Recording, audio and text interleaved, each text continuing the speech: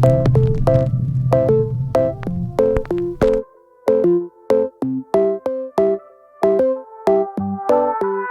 guys, it's Corey from Redefining Strength, and today I wanted to go over the 5 most common push-up mistakes I see and how to correct them. The first one is the positioning of the elbows. So when you do a push-up, you want to think about creating an arrow shape with your body, with your arms. So when you go down to the push-up, your hand should be outside your chest, your elbows should go back and out, okay? While you can do a close grip push-up, that is not the standard push-up. You're purposely trying to work your triceps more. So when I see people force this when they're trying to do the standard push-up, you want to think hands out a little bit wider, creating that arrow shape with the body, okay? What happens though a lot of times is we try and create space. We also compensate a little bit and our elbows flare way up.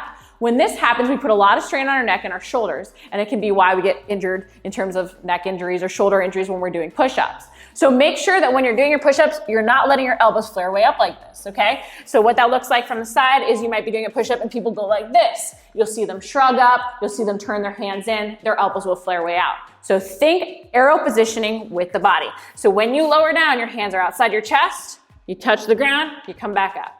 That leads me to mistake number 2. A lot of times when people do push-ups, they do really funny things that don't have their body in a straight line.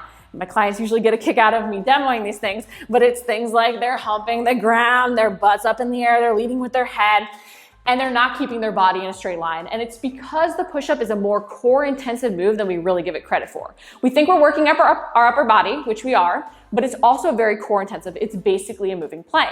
So when you do a push-up, you want to think about creating tension all the way from your head to your heels. So your feet are together even. When you put your feet out wider, it makes it a little bit easier, but when you put your feet together, you can create tension through your legs. You're driving back through your heels, you're not pushing forward onto your toes. You're driving back through your heels, you're engaging your abs, you're flexing your quads, you're squeezing your butt, you're bracing everything all the way up, okay? And then from here, you can lower down and push back up. You wanna think nice straight line. If you can't maintain a nice straight line, if your elbows are flaring way up, if you're making those mistakes, you need to modify the movement, which leads me to mistake number 3. Often we progress the move before we're really ready. We need to modify the move to fit our needs. Use the incline, right? When we think modified push-ups, we instantly go down to our knees. And knee push-ups are great if you don't have any other option, but they don't teach you to engage all the way down to your feet. So if you're trying to learn to maintain that nice straight line with your body, come up to an incline so that you can do the push-up correctly. If you're making any of those 4 mistakes, you need to make sure that you are modifying the move to fit your needs. You can slowly lower this incline down. You can combine it with knee push-ups if you don't have the option to use an incline, but you need to modify, okay? If you modify, you can learn to engage all the muscles correctly. You can prevent yourself from getting injured because you're not compensating when you do the movement. Another thing that happens, so mistake number 4, is that I see people not performing the full range of motion because they can't. So instead of modifying, they have ego in it and they want to do the harder variation so they don't do a full range of motion. So you'll see people trying to do that push up from their toes and they'll be going like this, right? Because they can't get all the way down. Or they'll even stay down here, which is a hard move, right? But they won't come all the way up and perform that full range of motion. But you want to strengthen your upper body, your core through that full range of motion.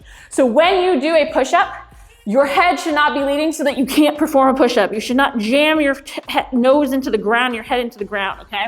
I see people doing that. Unless you're Pinocchio, your nose should not hit first. Everything should lower down together. Technically, your chest, especially if you're a woman, should probably hit first. You should even keep your quads flexed so that you're not just relaxing on the ground. From here, if you have tension, you should be able to push back up in a straight line. When you do a full range of motion, if you have shoulder injury, you might only go to 90 degrees, but you want to work through that full range of motion. You even want to do some where you do a slow eccentric down, so a slow lower down, relax at the bottom. Even take your hands off the ground for a second so that you learn that engagement so that you can do the full range of motion and start here with your hands off the ground, then flex everything hard so you can push back up, okay? That can teach you to do a full range of motion. Don't do any half reps. If you have to do half reps, you should modify. Mistake number 5 that I see isn't form related, but it's how people work on their form and it's how people get better and strengthen their muscles and prevent injury. It's quality over quantity. Too often I see people trying to eke out so many reps that their form just falters. And don't get me wrong, when you do want to build up the quantity you're able to do, you do need to push past failure a little bit. But if your form is breaking down, modify it. Say you want to get out 20 and you've done your 10 from your toes, whatever, going out, and then you're like, oh, I can't do it. Instead of doing half reps, come up to an incline and then finish out, okay? Or go down to your knees. You're still gonna be strengthening, you're still gonna be improving your endurance, but you're doing so in a way that allows you to use the right muscles so that you actually get stronger versus just sort of putting yourself at risk for injury. Because if you're doing a harder variation or more reps than your body can really handle and you're not using the right muscles, you're not gonna see the same benefit. So just to recap, watch your elbow positioning. If your elbows are flaring way up, you're probably gonna piss off your upper traps, you're gonna piss off your neck, you're gonna end up with shoulder or neck pain. Okay, mistake number 2, keep that body in a nice straight line. Don't do any worm, really work that core. It's a great core move if you use it correctly.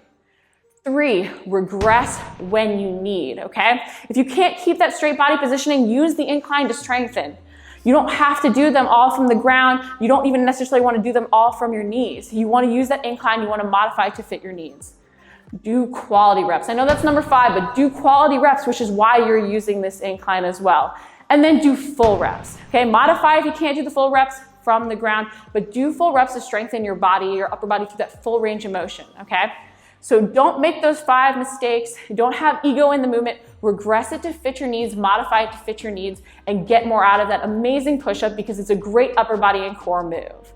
If you like the video, make sure to like it, comment below if you do have any questions, and if you want more series and learn how to improve your push-ups even more, maybe even get to that first full one, check out my arm burner cards. The link is in the video description.